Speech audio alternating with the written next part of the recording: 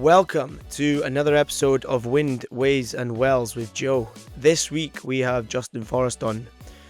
I came across Justin on LinkedIn a good few months back where I saw a lot of his photos from his time offshore, and for me I was really intrigued to find out more about him, who he is and where he got the ideas from to start doing it. So without further ado, we get ourselves stuck straight in. Hi Justin, thanks so much for coming on.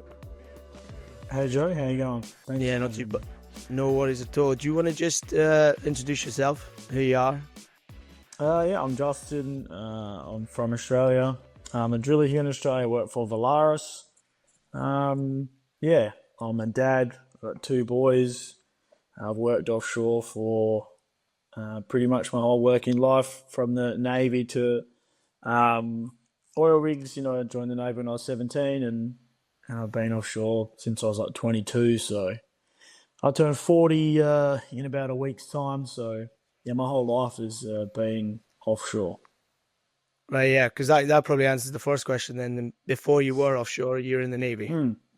Yeah, so before I was offshore, I joined the Navy when I was like 17, and then just did my 4-year stint in the Navy, and then just as we did a Gulf deployment, and when I was up in the Gulf, you're actually patrolling a big, like the US, the UK, and Australia are patrolling a massive oil platform and making sure that tankers can come up and fill up on this platform.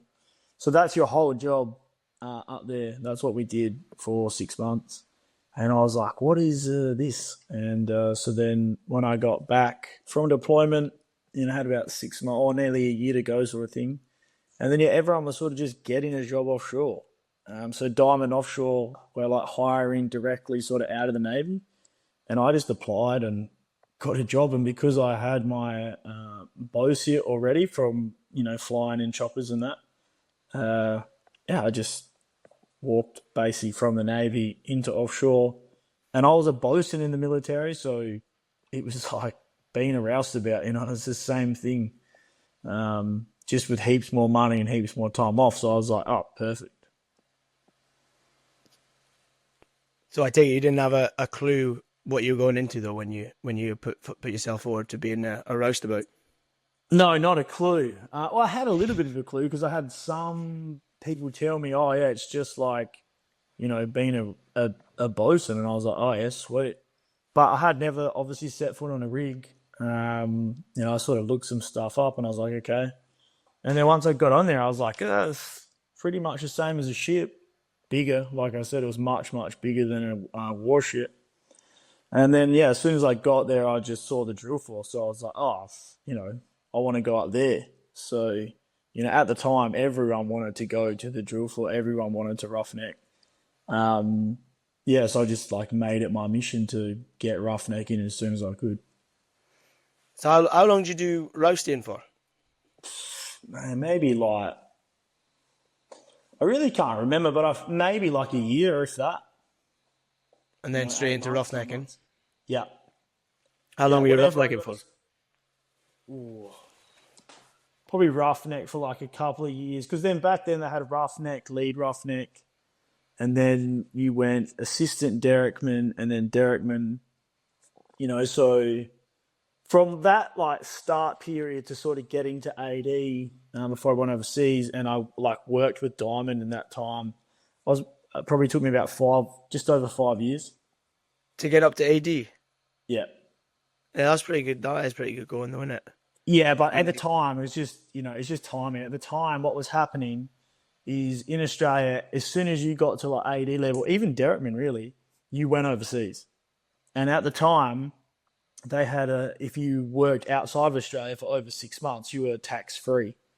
So when anybody got to AD, they left. So there was a lot of movement at the time. So it was sort of just it's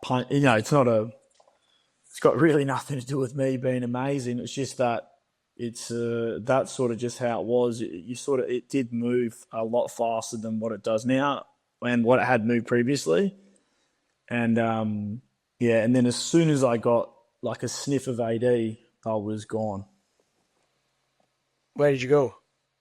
I went to Africa. So I had a mate who was working on a new drill ship in Africa, and his so he'd been trying to get me a job for a long time, and because I had worked on a conventional rig, like these cyber rigs just wouldn't take you. They're like, oh well, he doesn't have cyber experience, therefore he can't work on one. Fair enough.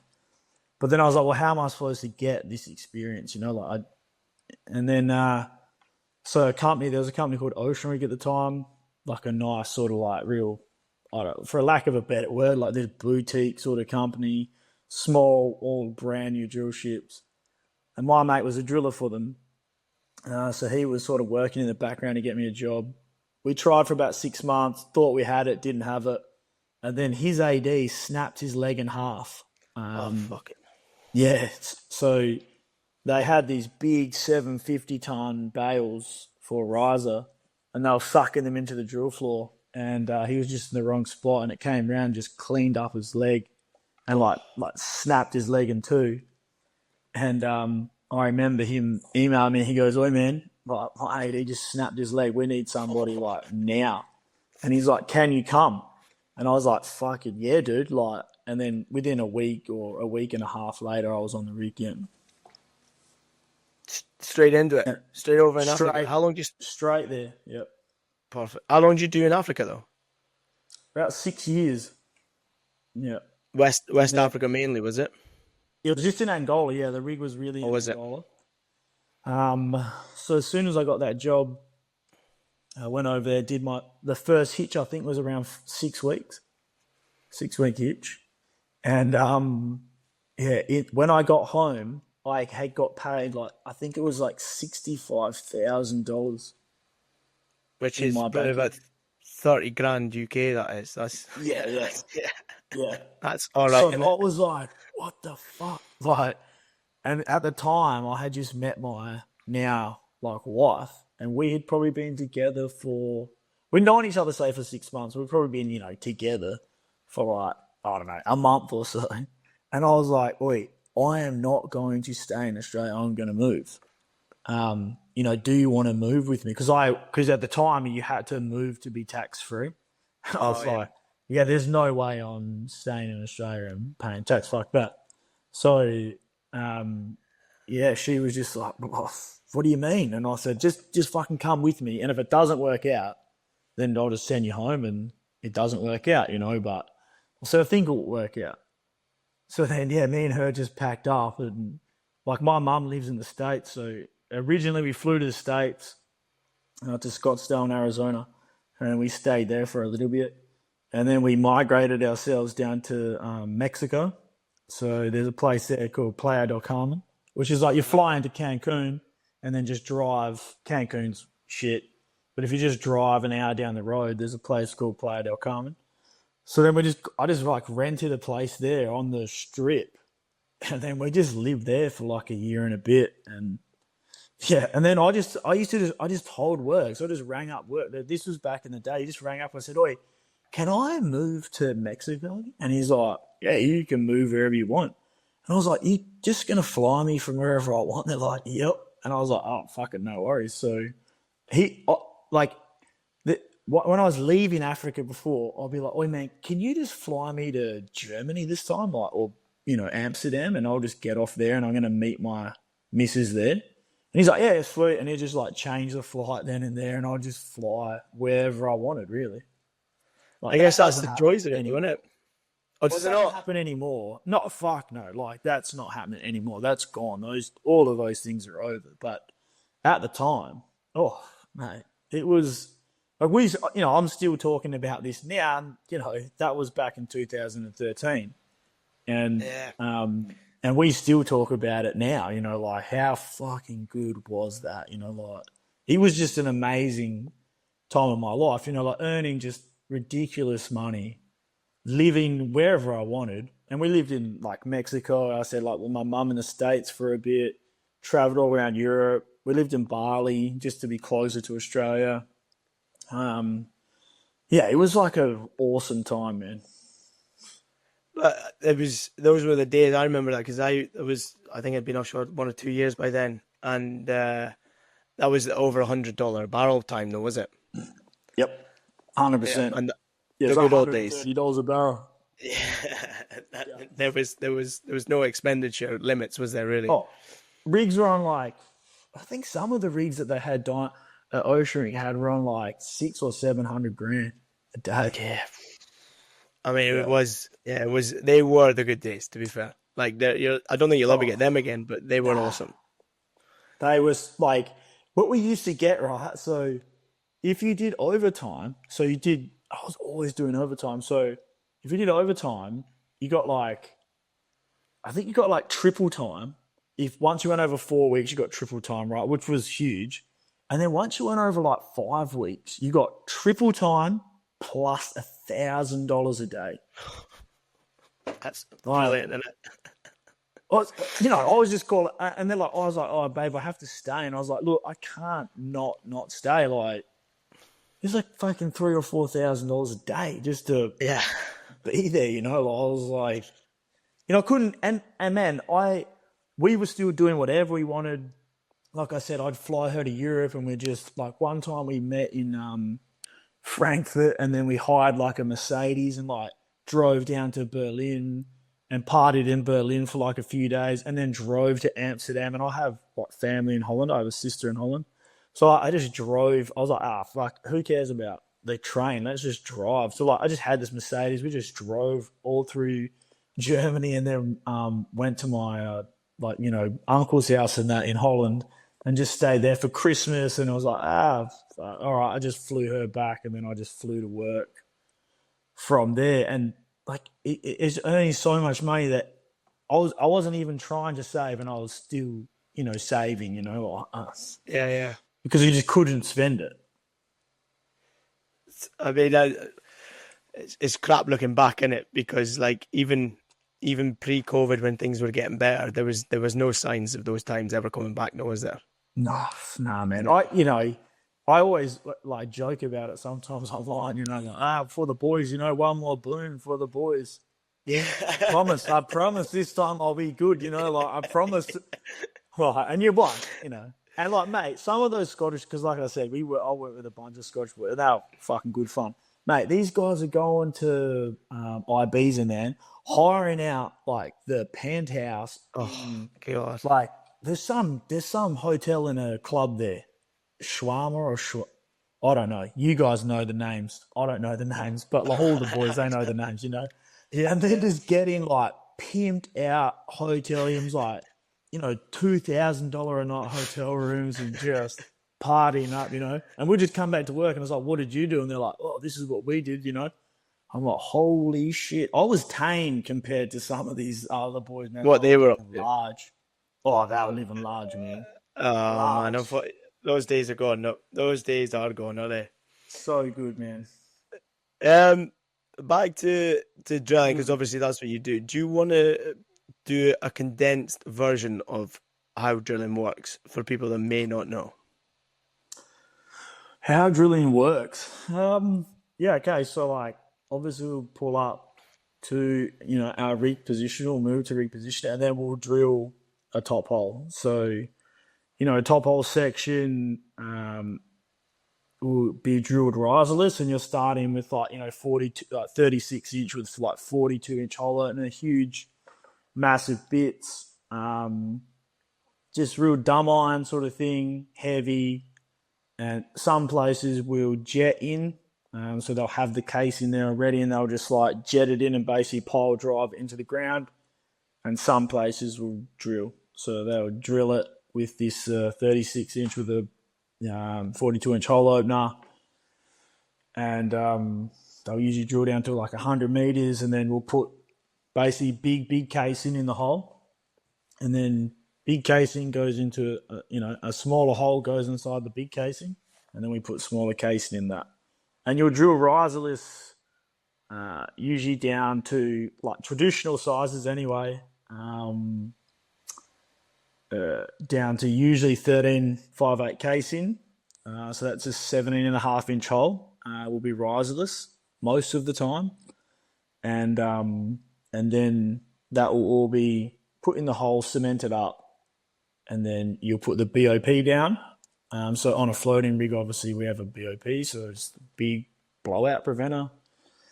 You run that in on a marine riser, and then land that out on that wellhead, and then you'll basically be connected now from the seabed, to the rig, and that's what we would call a closed system. So now we're getting returns, and it's basically coming from the bottom of the hull and then up the casing, up the annular side of the casing, and then up the riser, and then back into the mud pits, and then we have this like closed system. Then you'll continue drilling. What section will you drill next? Usually drill 12 and a quarter inch section, which usually has like 9 and 5/8 casing, or 10 and 3/4, something like that. And then and that will take you down closer to the pay zone, and then you'll sort of drill the pay zone with the 8.5 inch or something like that. And then that's where you'll be looking for that oil or gas that you're looking for. And then from there, you'll be running a lower completion into that. And then from that, then you'll be running upper completion to, tie it all back in, and then you'll be doing all completion work. So that's like a rough overview. Yeah. It's not just a case of banging a hole in the ground, is it really, though? No. Not really. Like the start of it does seem like a bang in the hole. Yeah. And, you can get away with a little bit in top hole. But it's just like real big, heavy gear. But it just seems like, big sort of heavy dumb iron. And it does seem to just bash crang it into the ground. And then, once you get the BOP down, then things start to become, you start drilling with rotary BHAs and rotary steerables, and tools start getting more fancy. And then basically you're just going from like a really big hole down to a small hole. And then when you're drilling, that pay zone, you're usually drilling it with like 8.5 inch or, so you end up with a really small hole. And then, you'll run like 7-inch liner or whatever back, and then run completion inside of that. And then obviously, whatever else needs to be done, blasting holes and stuff if you're going into formations and all that kind of stuff. It depends what you're doing, there's some people are coring or logging, and things change all the time.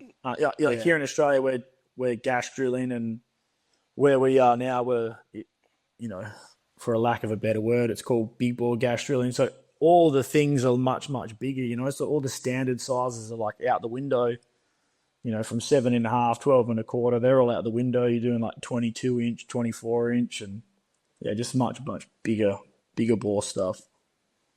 Oh, there you go. That's the educational aspect of this podcast ticked off on that. Yeah. You said at the start you're with Valaris. What's the atmosphere like on there? Good. I've worked for a few companies now. I feel like they really are all the same in a way. I feel like it just ends up, people make rigs. Not really, I feel like companies and processes and procedures and all of that are very, very similar.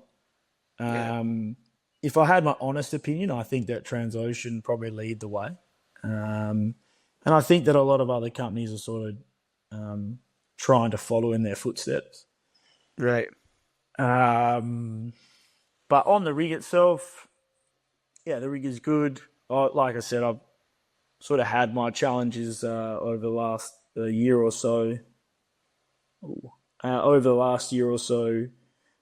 Just from a crew standpoint. That's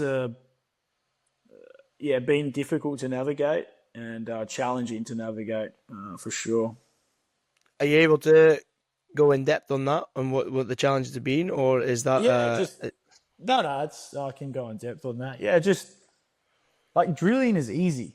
Like the drilling part is okay, just it's pretty much, run something in the hole or pull something out of the hole and turn it to the right and fucking go down. That bit of it is okay for me, but just personnel, man, like, running a crew and getting everybody on board and, sort of winning over hearts and minds and getting guys to work for you and stuff like that is, I have found, especially here working in Australia and over the last couple of years, extremely difficult. And I haven't always got it right, and I've definitely learnt a lot about myself and sort of running or attempting to run a crew, I guess. Where's the most challenging country you've worked? Australia, Really? yeah, 100%. What You would the hell? expect What? me to say Africa, right? But Yeah, yeah. Well, yeah, to some extent, yeah. no, Australia for sure. Like Australians are very, very difficult to work with. Mm.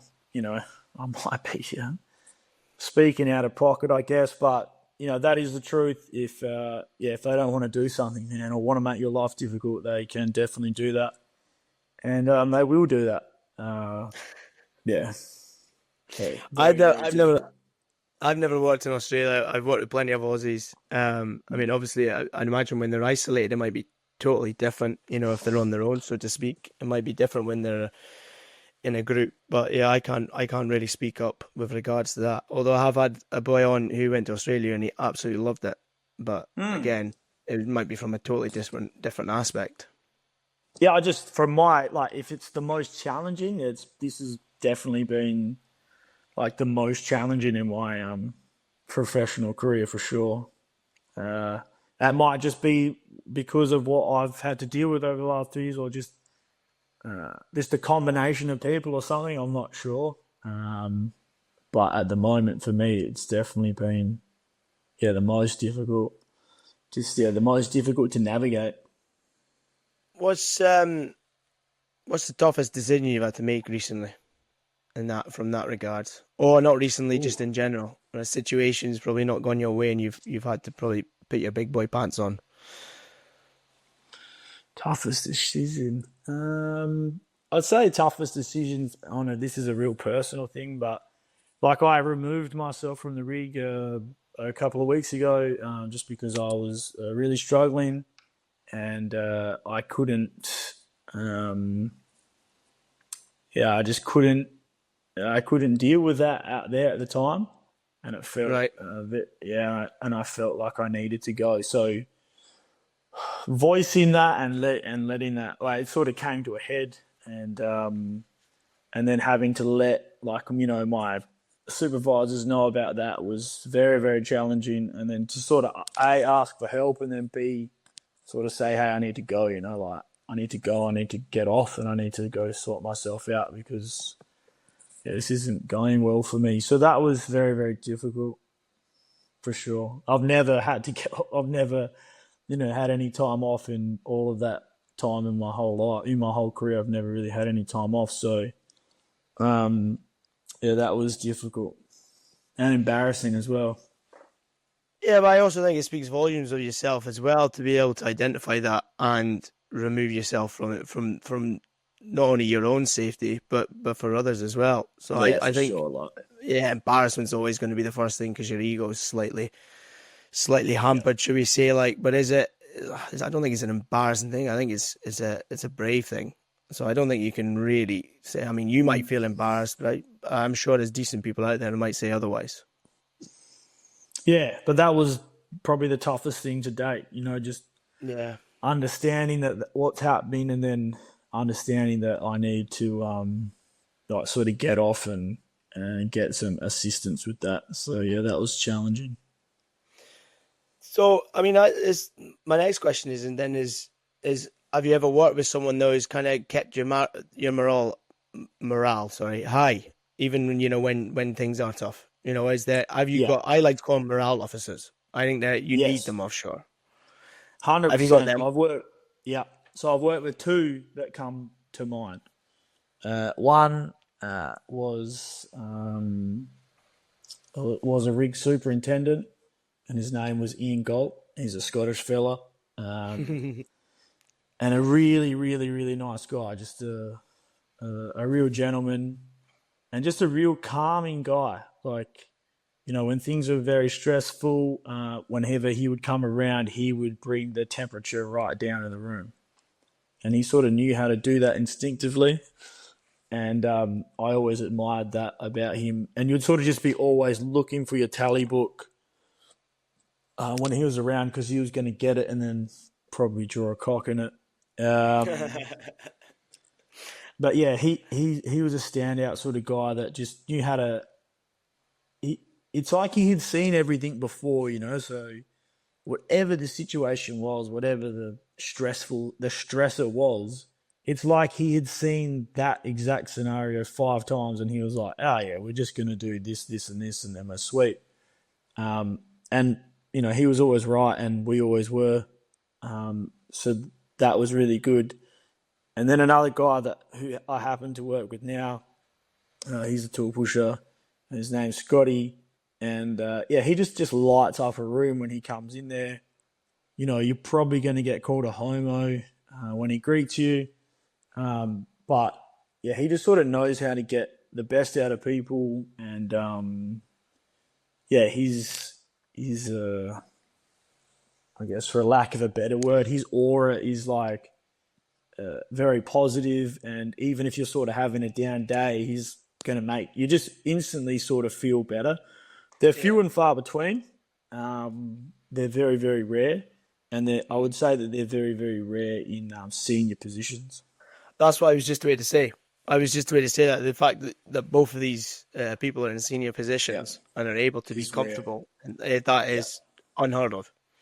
Yeah. Usually a funny roughneck or something, like something funny. That's what I was going to say. Yeah. Which, don't get me wrong, I have funny roughnecks who have good stories.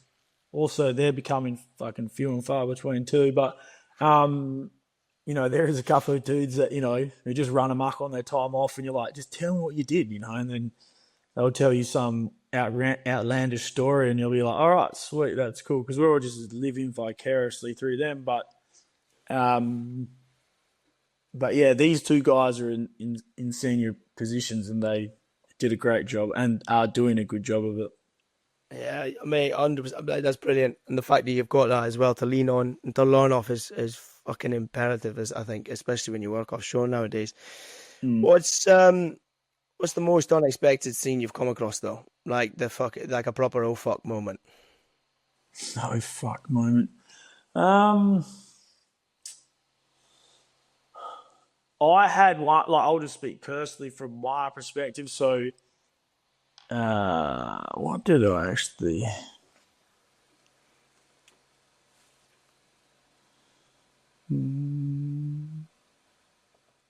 Oh yeah. So, okay. So it's a hard question, but I did see.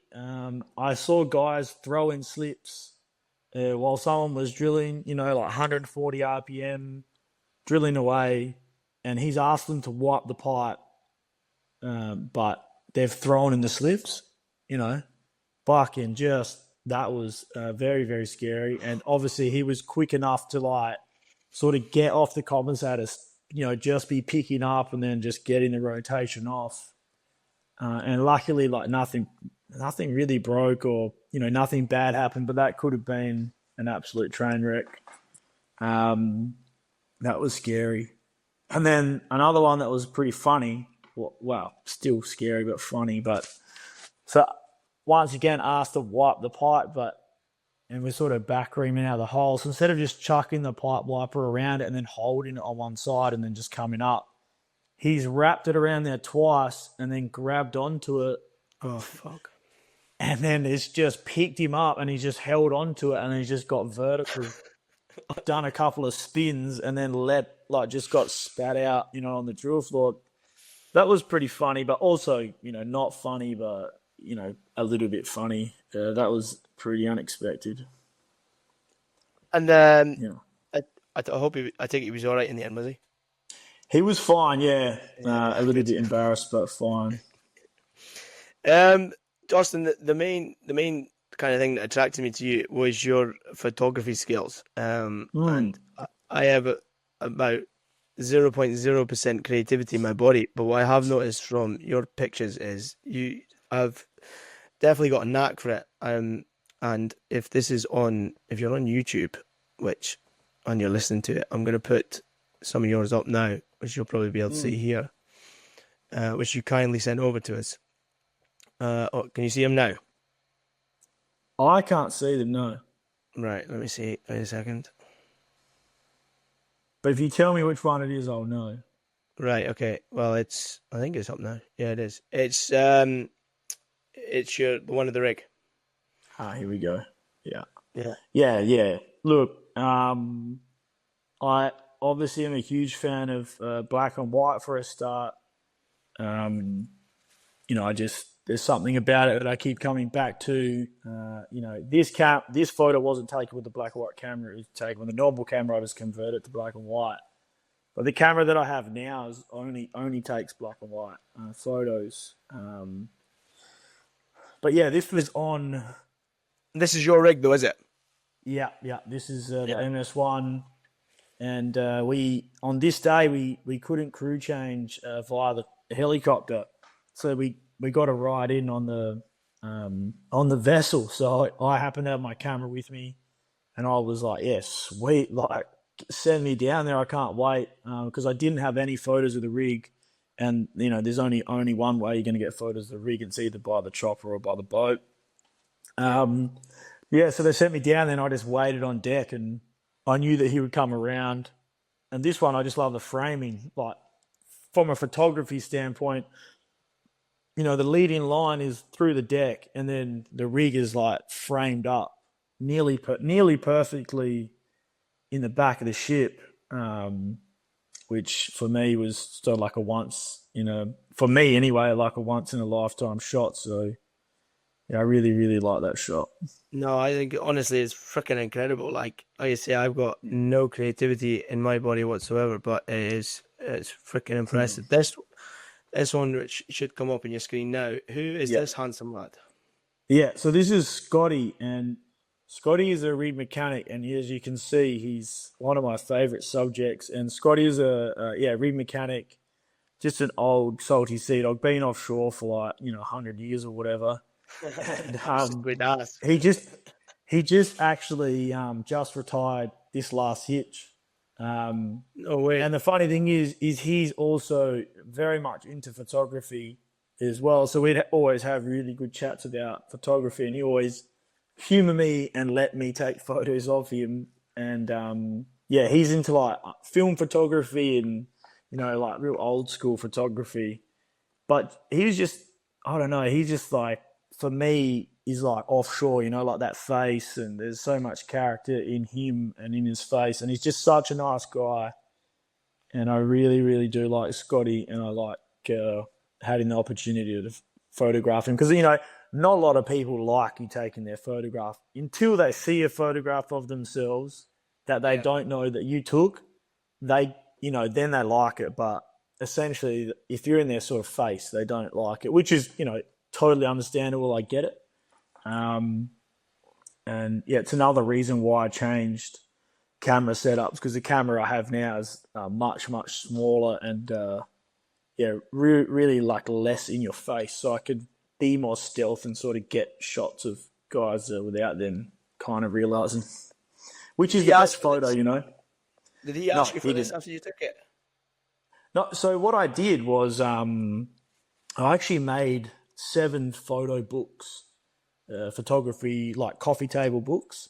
Yeah. And I made 7 of them. And one of them, I gave them to a few people, the OEM, the rig manager, I just wanted to prove to sort of upper management that there was value in this thing and that this is what we could produce if he wanted to.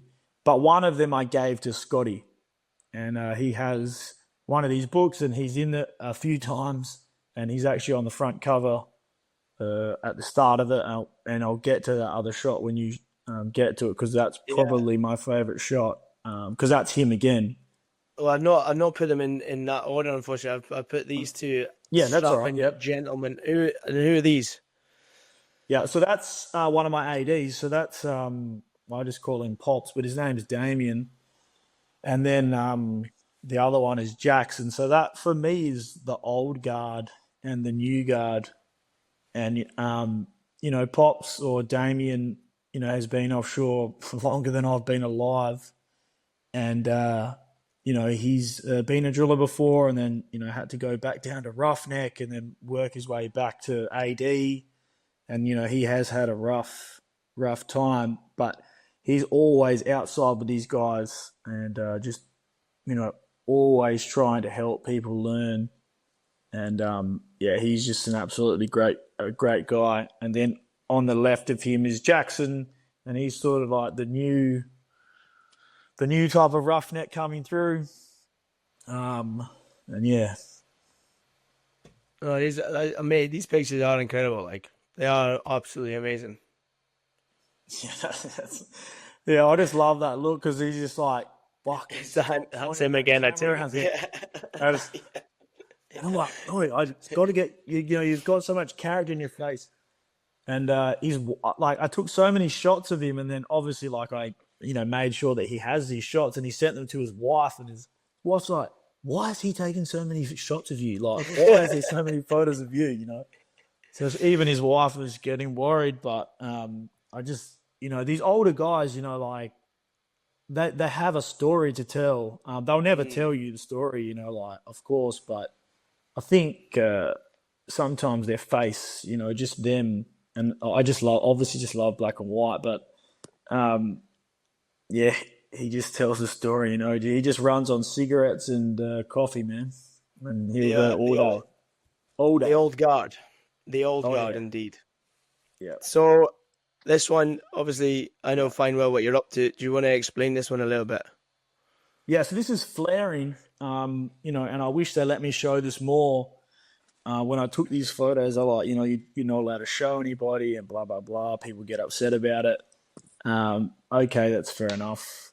But it's also one of my favorite shots, because this here is like what we're sitting on, like, it is no joke.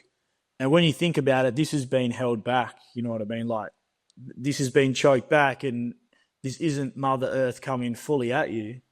And, when you hear this, because, like, you can see it now and you can understand that is probably hot, but when you hear it, the sound, like this, it's just a deafening sound that comes out of that. And for me, I just want people to understand is like, it is no joke, and, we can have a laugh and we can joke around and drink coffee on the drill floor and whatever. I'm all for it. But, it is a serious job, and that's what you're sitting on, and it's a fucking bomb. Yeah. Like, you know what I mean? Like, it's a bomb. Oh, yes. And, like, I've been on a fair few flare-off jobs, and like you say, the sound and the heat is unbelievable. Unbelievable. And that's, like I said, it's being choked back. Like, whatever you're seeing is not Mother Nature at its full force. Like, I can only imagine. Like, I always think of in the States, the accident there in the States at Deepwater Horizon. Yeah, Deepwater. Yeah. That would have just been unfiltered, just raw Mother Earth coming at you. Like, that would just been petrifyingly scary. Well, I had Joe Meenan on the podcast, who was on Piper Alpha, and I asked him loads about the heat, and he jumped off the platform, and that the heat and the radiation was that bad. The 7 seconds of exposure, it burnt all his arms, and he was away from it. And so yeah, I mean, like you say, that is choked back. But I mean, I don't think anyone really realizes the animosity of what comes out of these wells. I mean, some of these wells are unbelievable. Yeah, like these ones here for them were like, I think they were 50% better than what they thought. Like, they had their prediction on, I don't know what the, scuffs were or whatever they were getting for production side, but they were like 50% better when we flared it, and they were just jumping for joy. The money men were in freaking heaven. Oh, yeah. Oh, yeah. This one here, this is awesome. This is the coolest photo I think you've got. Yeah, for sure. And like this one, total, didn't know I had it. The boys there. So that dude with his arm, like with his hands up there, that's another driller called Mincho. And I was standing well back from the chopper. And at the time I, had a really nice 100 to 400 millimeter lens. So it means I could stand well back and just zoom right in on these guys. And I didn't know, I was just like, I just had my finger on the trigger, basically just snapping away. And then when I got back to my room and later that day, I got the photos off my camera and started editing. And then I saw that and I was just like, fucking yeah. And I had like because I had the flag framed up and everything. I was like, oh, yeah, this is sick. And then yeah, I had that. So that's just a real lucky shot. And that's the boys going home. That's one way to look at it. And then obviously the guys coming. You can say some of them aren't very happy about it or whatever, but that's those guys going home, so they're just absolutely ecstatic. Oh yeah, best feeling in the world, isn't it? The best feeling in the world. It's almost like that's almost like an oorah Australian moment there. You could do like Fortunate Son being playing in the background or something like that. I mean, yeah, some Jimmy Barnes song or something, some pub classic. And this is your Mackie again, Scotty. Yeah. And just like how this came about, I was just walking around and we're in like a maintenance period. So I was just like out stalking everyone with my camera.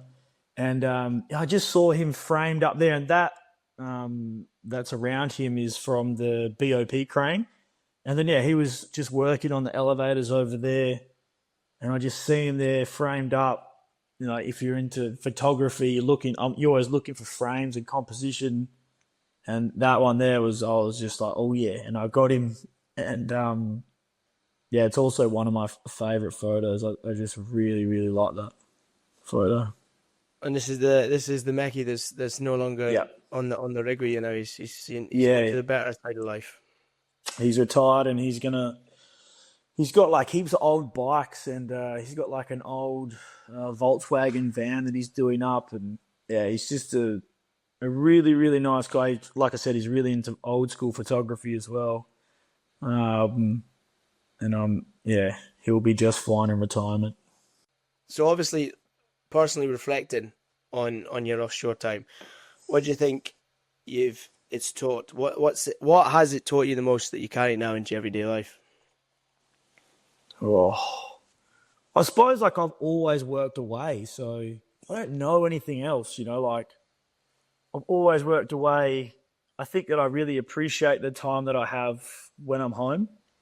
I think that's one thing that it's taught me, but I've always had that, so, and I've had it from a different perspective in regards to, when I was in the Navy, I had no time off and no money.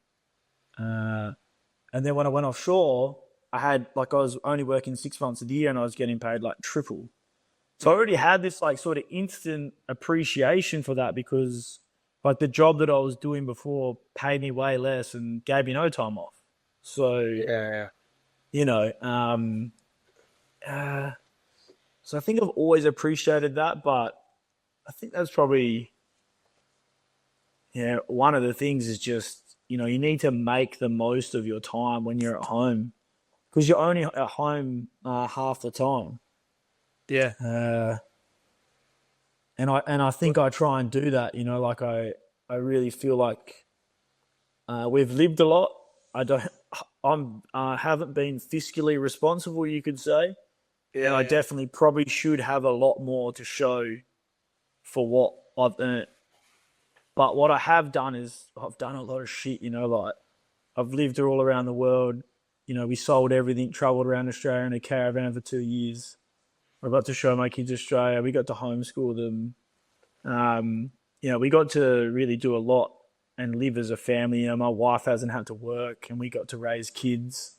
So things that were important to us, we got to do, and we got to do them because I work offshore. Mm. It's, while we're on that subject, actually, you sent us a few of your photos in your that you take when you go around Australia, which are amazing. And do you want to go through these just briefly then? Yeah. Because if it's on YouTube, you'll be able to see it. But I'll attach the slideshow to this because some of these are. I mean, I don't know why you're not selling some of these. Oh, don't worry, I'm trying to. I'm trying to get all that. That's like my mission for this year is to get that side of it figured out. But that's another conversation. But I am trying to. I would really like to make something on photography. I really I do like drilling. It's something I really do like offshore, but if I could combine the two, then um, I would. I think you're doing. I think you've got to keep at it. Like I think what I say about the oil industry, and it's maybe not so much in the renewables, is the oil and gas industry is really prehistoric. It relies on the same old kind of ways as it has done for a long time. I've had boys on here, like I've had a boy on here who's kind of trying to take that mold away, and he's trying to like almost go down the influencing side of it, like, and he's done a really good job. He's got like 60 odd thousand followers on TikTok just by Well, literally explaining like what happens offshore and stuff. And he's kind of tried to bring a bit of a fold into it, so to speak. But I do think that, you know, it does need more of a curtain draw, like opening, so we say, to the offshore. Like, that's from my experience anyway. I think it's, like I say, it's very prehistoric. yeah, no, I agree with you. I just, yes, I don't know how to figure it out, but you know, I believe that photography can help with that. I just believe that people are the number one asset, and I think we do a really good job at showing people, you know, especially with videography and that. And you know, it's great. A lot of companies are investing heavily in that, and they're doing a great job. You know, if you look at Noble, the Transocean, they've got some, you know, sick video coming out. But one thing I still feel like we're lacking is like really nice photography, and I think that there's just something a little bit more special with a nice photo, because you're like capturing a moment in time. You know, video is capturing the whole scene, but you know, when you get a nice photo of like someone's smile or a look that they give you, you know, like you've sort of like snatched that moment of time, and I think that there's value in sort of showing people that. But you know, I'm biased, I guess. No, I know, I'm on the same page here. Like I say, I think you could do with. This is an amazing photo that's coming up, by the way. I will say, this is an odd. So this is actually on the Great Ocean Road, and in Victoria, and so everybody knows the Great Ocean Road for the 12 Apostles, which you'll see, you know, coming up. But inland of that, so just like off the beaten track of the Great Ocean Road, is all waterfalls just like that, and not a lot of people know about them. And it's like stunning coastline. This photo is incredible, though, isn't it? This one, like, I'm surprised you know, sold to the Microsoft and it's a freaking Windows background. To be honest with you, yeah. I like that photo. You know, just some of the people behind. There's obviously like there's a lot of editing that goes into these photos a lot of time. But you know, if you ever do see a photo that looks really good, please understand that, you know, most of the magic does happen in the edit. It takes hours and hours and hours to edit photos. And is this one of yours? This is one of our sons, and he's like 5 or 6 there. So this was like at the start, and we sort of went to an old tram museum. So like the old trams in Melbourne that used to run, and these were like, you know, when trams and everything were nice. You know, they used to build things to look nice and be nice, not just like gross. Trams aren't nice anymore; they're just plastic. But these, like, they got the old fancy trams in there, and we got to sit in them, and I really like that photo. No, that's a brilliant photo, mate. And this is freaking stunning, this one. Yeah, this is down here in Perth, so it's a place called North Point. And, if anyone's into surfing, I don't get in the water anymore because I don't want to get munched by a shark. But is it that bad? Yeah, I'm not getting in the water. You can get fucked. And just I take it. They're not allowed in the water, though, no. I have to get in the water with them, yeah, but... Yeah, I was going to say... I'm not a huge fan of it. They do like the water, but... sharks are everywhere, man. I take it, these are both your boys here? These are both my boys, yeah, so Hunter and Parker, and... I don't know, just...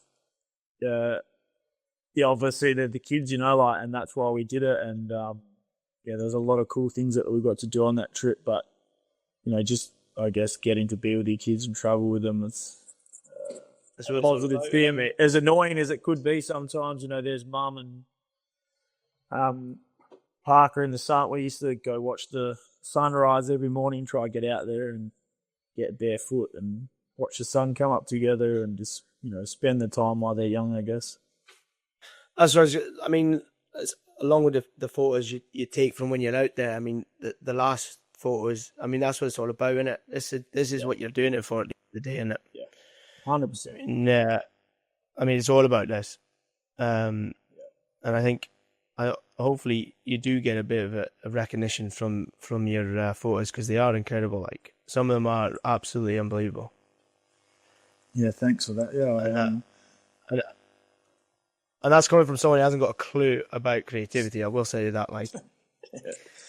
No, I'm really lucky though, because my OAM used to be my driller. So when I started, he was my driller. So we've worked off and on together for nearly 20 years. And he's the OAM now. I'm the driller, so it sort of comes full circle. And when he was a driller, he used to just have his camera with him all the time, and we used to it wasn't a big deal. He just had one of those cyber shots or whatever, like the old school digital cameras. And we used to take photos, because he's got all these photos of us as a crew and, all these old school ones. So we were talking, and I was like, man, we don't do that anymore. We don't capture these moments, and it's really nice to look back, Yeah, 100%. So then, I had all this camera gear with me from traveling around. So then I just thought, fuck, I'll bring it out. So I brought it out, and then I just asked him, I said, look, do you mind? Like, my original mission was just to take photos of guys on the rig, and then just put and edit those photos so they look semi-nice, and then put the photos on the hard drive, and then so people could just take them home, and then show, at least have something to show. And at least they would be like a decent photo from a decent camera with a nice lens, it does make a difference. And he was just like, fucking go for it, man. So he just gave me the green light, and he's been very supportive. Now, if he was like, no, then none of this happens, and he could have said no. And a lot of people do say no. Yeah, I was going to say the political side of oil and gas is very secretive, and they do not. I mean, you've got to be so careful. I mean, I've heard of things where, luckily, I've never been in it, where boys have been on rigs and the Wi-Fi has been shut down because they found a new well, is producing that. So, I mean, it is incredibly. They are really private offshore. Some of these offshore places, are they? Yeah, I don't understand it. Maybe there's something that I'm missing. I've always wanted to talk to somebody from a marketing standpoint, or like a upper management standpoint in communication. Like, why do you guys show these shitty corporate photos that nobody resonates with? Like, why? It's not what it is, you're not in clean coveralls. You're not I don't get it. Just people get dirty and sweaty, and that's fine. Like, I understand that you want everyone to tick the box and have the earplugs in and do all of that, and that's fine. I understand that. But, offshore is hot, sweaty, dirty, grimy. I don't know, show that. It's real. That's what people resonate with, but they just show the same shit all the time. Yeah, I know. And everything's so clean. I have noticed that everything looks so clean on your corporate stuff. Everything is clean. I mean, the realities of offshore are. I mean, it's not clean. Some places can be a dump. Yeah. Some boys are definitely not walking around in clean coveralls, which is a big common one, and so, especially some of the safety videos and stuff you get as well.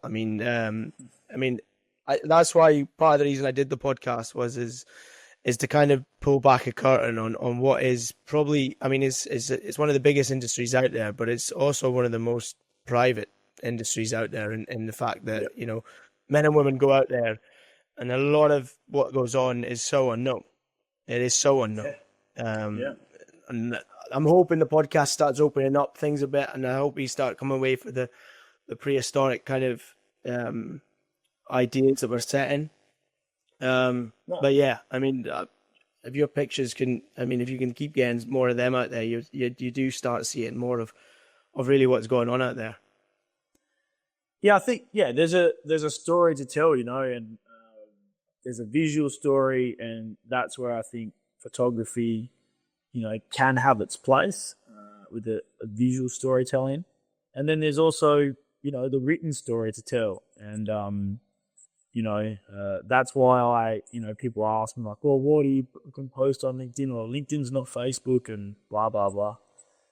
And I'm just like, well, there is a story to tell here, and no, there are some people telling it, but not a lot. And I think that you can see that it is a little bit of an underserved market, and people are keen to hear about it and also want to talk about it. And I think, if you go into the comment section of most of the posts, a lot of people are talking those comments, and I'd say 90% of it is very, very positive, or they'll give their opinion on something, or they remember something from, and I think that that's a good thing. I don't think that that's bad.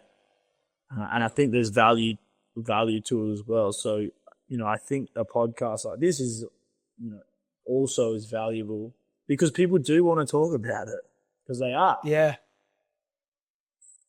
No, 100%. And you know what? It was amazing. Like I said, I had a boy on who's made a bit of an influence and out of it. And sometimes he puts questions up that people have asked him. And you see some of these questions and you think to yourself, you and I will think to it, oh, like that's pretty. But then there's a lot of people out there that haven't got a clue because, you're never allowed to see into it. I mean, it's different with like sports and all these other things. I mean, there's 1,000 cameras at these places. There's an unlimited amount of people's recollection or people's viewing on it. But I mean, when you go offshore, I mean, it's basically a case of like you shut down the sliders and then you get on with like a totally different life. Yeah, and that's where like we've gone wrong, especially with at home, and that's why once again, giving access to photos to say guys on the rig so they could show their family and that. And a few people have messaged me, like say on LinkedIn or even at work, and said, man, thanks heaps, because like my wife never understood what I did. And when I could show her, like, oh, this is a doghouse, or this is a drill floor, this is the helicopter where we fly on, it like helped bridge the gap, and also when they see like, people are hot and sweaty and filthy and dirty and like, oh, it's not just this holiday park where, sometimes people can think that that's what it is. You're just going to work for a rest, and I'm at home and looking after kids, and what are you doing out there? Just having a great time with the camera sort of thing, Yeah. But yeah, I mean, I think, like I say, I hope you can get these out there more. I really do, because I think they're incredible photos, some of them. Like I say, I mean, the best I can do is a couple of photos off the back of my old Samsung. But I mean, there's one question I have to ask everyone that's come on here, and I've only ever had one person say no. But if you had your time again and you knew what you do now, would you have gone down the exact same path? Absolutely, yes. Yeah, of course. It has been an amazing career for me so far. I feel like I'm having a little bit of a midlife crisis at 40, but I do feel like I'm sort of just hitting my stride. And I think that this industry can take you wherever you want it to go. I strongly believe that the proof is not in me. The proof is in every other fucker that has done that. I have mates now that were also drillers, roughnecks, derrickmen, they're company men now. I know, there's guys who used to be roughnecks that are CEOs of companies. So to say that you can't do something is absolutely bullshit. You definitely can. You just have to take opportunities when they come and understand that it might take a while. I'm not saying everyone will make it, or I'm not also trying to say rainbows and lollipops, but at the end of the day, if you want to make something of yourself, you can. And if you get after it and go for it, then I do strongly believe that, man. Opportunities are there for the taking, and you just have to take them or make them. Yeah, no, that's a great way to finish it, actually, Justin. I don't think I could really say much to go with that. It's probably the best way to sum it up. I mean, the opportunity is there. You're just going to make the most of it, have you? For sure. Like, yeah, I strongly believe that. Yeah. Well, thanks so much for coming on, Justin. No worries. Thank you for having me. Perfect. I really enjoyed it, mate. And keep that photography going. Oh, sure. Thank you very much. And that's another episode wrapped up. Justin was a fantastic guest with some incredible photos as well. And I hope if you are watching, you've seen them. The slideshow will be attached to all podcasting and the YouTube video itself. Next week, we'll be back with another guest. And if you are enjoying the show, please like, subscribe, share it, all the good things on all the platforms that you're on and you're listening to it. Thanks again for listening. And we'll be back when we have another show and we go again.